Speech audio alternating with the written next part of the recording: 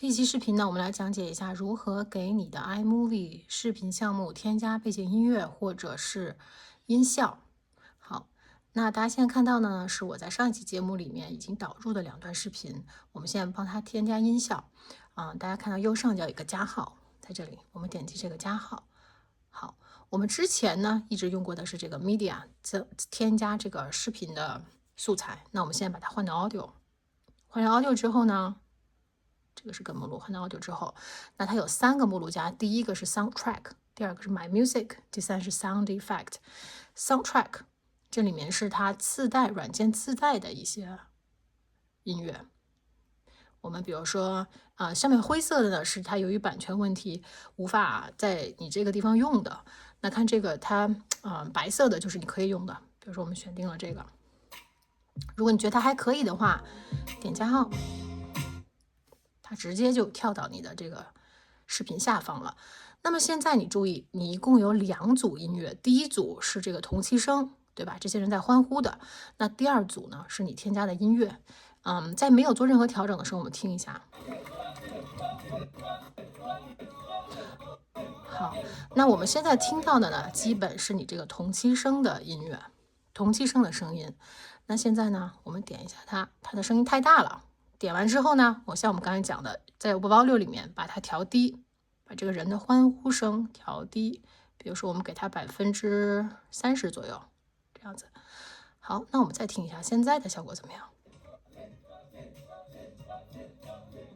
现在大家能听到音乐了哈，我们觉得它还是有点太大，音乐声不够大，怎么办？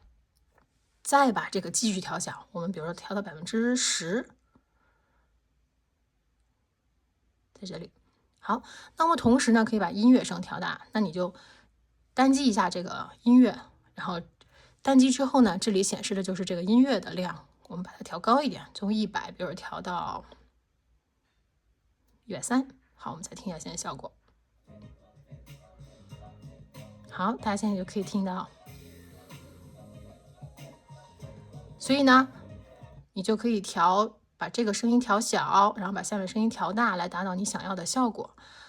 好，我们再继续回到刚才的这个目录里面啊。那第2个目录呢 ，My Music， 就是你可以存你自己想要的音乐，存在任何地方。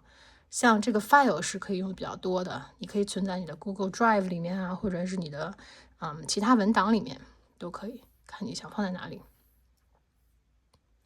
那第3个 Sound Effect 就是你想要的一些音效。那我们现在先把这个删掉哈，给大家演示一下音效。好，第一个 Warm 我们试一下。OK， 好，比如说我们想加这个进来哈，那还同样的点加号，我们想把它加到最前面，试一下。好，同样你可以像编辑视频一样调整它的长度，这样拖拽它，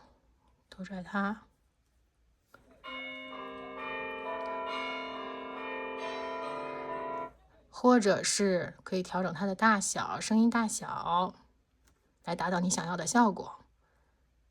好，这个就是音乐音效的使用。